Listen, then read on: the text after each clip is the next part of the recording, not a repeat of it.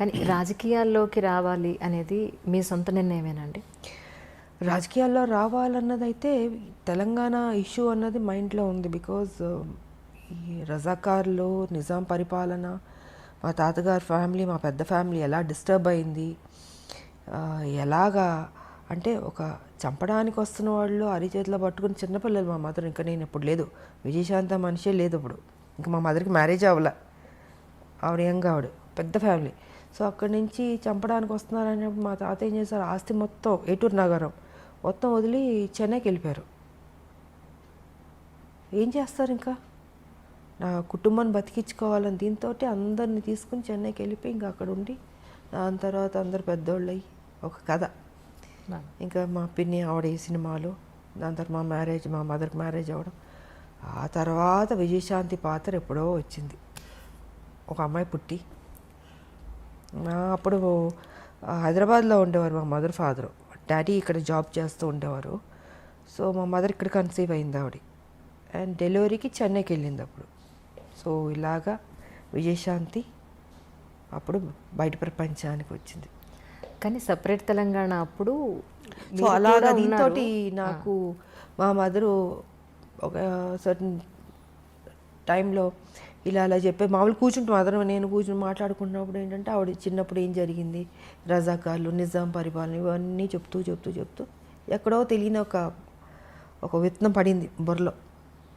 సరే ఆ soft corner అలా అలా వచ్చి ఒక స్టేజ్లో తెలంగాణ అన్న దీని మీద ఒక టాపిక్ వచ్చినప్పుడు ఇంకా మా హస్బెండ్ కూడా yes you have to do అన్నది.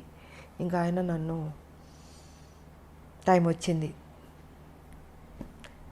ఎంటర్ ది డ్రాగన్ లాగా వార్ ఫీల్డ్లోకి దిగు అన్నది ఇంకా ఆయన చెప్పడం, మనం దిగడం మొదలుపెట్టాం.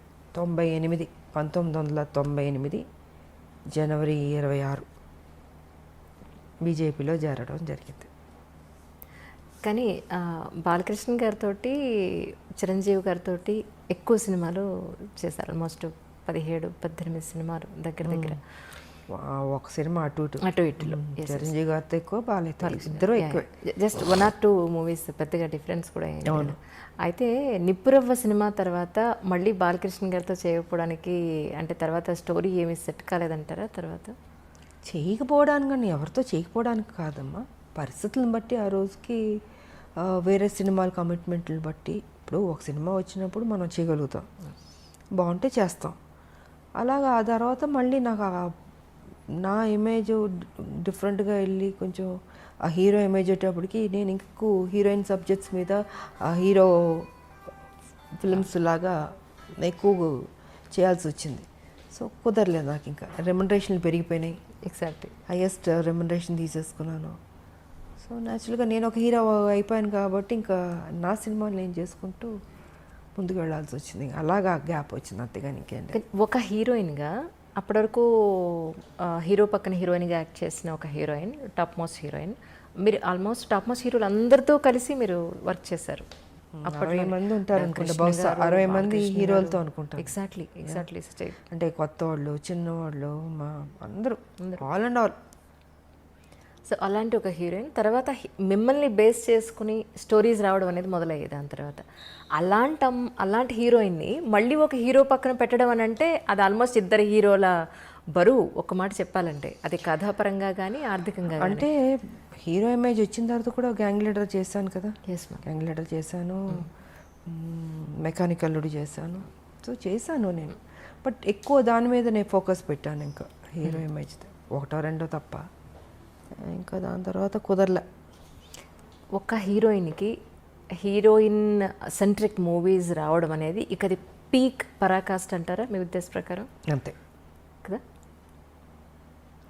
నేనే ఊహించుకోలేదు అసలు నా లైఫ్లో ఇలాగ ఒక హీరో ఇమేజ్ వస్తుంది, నేను యాక్షన్ సినిమాలు చేస్తాను, ఎంత రిస్క్ తీసుకుంటాను, ఎంత హైయెస్ట్ పేడ్ హీరోయిన్ అవుతాను, నేను నా లైఫ్లో నేను ఊహించలేదు.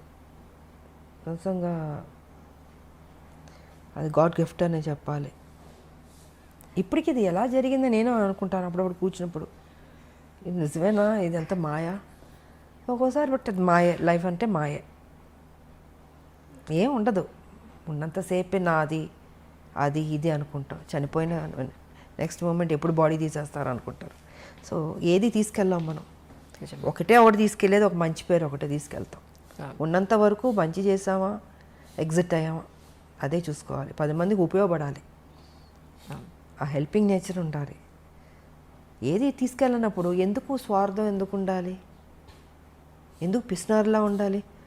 10 మందికి అన్నం పెట్టండి, కష్టం ఉన్న వాళ్ళని ఆదుకోండి. మీరు చనిపోయేటప్పుడు ఏమో తీసుకెళ్ళరు కదా, మరి ఎందుకు ఆ మెంటాలిటీ ఎందుకు అలా ఉంటుంది మీకు? అది కరెక్ట్ కాదనేది నేను చెప్పదలుచుకుంది. 10 మందికి ఉపయోగపడి 10 మందికి కష్టంలో ఆదుకున్నాను అనుకో, మనం చనిపోయిన తర్వాత అయ్యో మంచోళ్ళ ఆవిడ, మంచిది, మంచి చేసింది, అదొక్కటే తీసుకెళ్తాం. నిజం. మనకు కూడా తృప్తి ఉంటుంది జీవితంలో. బతికున్నంత వరకు మంచి చేసావు దేవుడా, నాకింత చేస్తావు, నేనేం చేశాను, సమాజానికి ఏం చేశాను అన్నది ఉంటుంది కదండి. సో ఆ సమాజానికి ఏం చేయాలన్నది రాజకీయ పరంగా చేయగలుగుతాం, లేదా సోషల్ వర్క్ చేయగలుగుతాం. సోషల్ వర్క్ చేశాను, రాజకీయ పరంగా నేను చేసుకుంటూ వెళ్ళాను. బట్ దాని పెద్ద ఆర్భాటంగా పబ్లిసిటీలు చేసుకుని నాకు నచ్చదు. మొన్న కూడా మీ పుట్టినరోజు నాడు ఎంతమంది వచ్చారు మ్యామ్ ఆ రోజు? నేను చెప్పాను, నేను చూపించుకోను. అవును. నాకెందుకు అది, నాకు అది పబ్లిసిటీ చేస్తుంటే నువ్వు నిజంగా సేవ చేసినలాగా ఉండదు, స్వార్థం కోసం అన్నట్టు ఉంటుంది. సో అందుకే వదిలేయండి, నాకు తోచింది నేను చేసుకుంటూ వెళ్ళిపోతుంటాను అన్నది నా ఆలోచన విధానం. తల్లి తెలంగాణ పార్టీ కింద మీరు చాలా వైద్య సేవలు కూడా అందించారు అప్పట్లో. సో దాని గురించి కూడా ఎక్కడ మీరు ఎప్పుడూ చెప్పుకోలేదు. అదే నేను చెప్పనమ్మా, చదివించేవాళ్ళని చదివిస్తాం, ఇంకా ఆర్థిక పరంగా అందిస్తాం, ఇవి చాలా రకరకాలు ఉంటాయి, మళ్ళీ చెప్పుకోవడం ఎందుకు వేస్ట్. సో నాకు తృప్తి, నా జీవితంలో ఇది ఒక మంచి చేస్తాను, ఒక చిన్న సాటిస్ఫాక్షన్. నాకు ఎవరికైనా ఏదైనా చేస్తే ఎందుకో తెలియదు, ఒక ఆనందం వస్తుంది. నాకు చేసుకోవడం కన్నా ఎదుటోళ్ళు చేస్తే సంతోషపడతాను నేను. సో నా లైఫ్ పద్ధతి అది.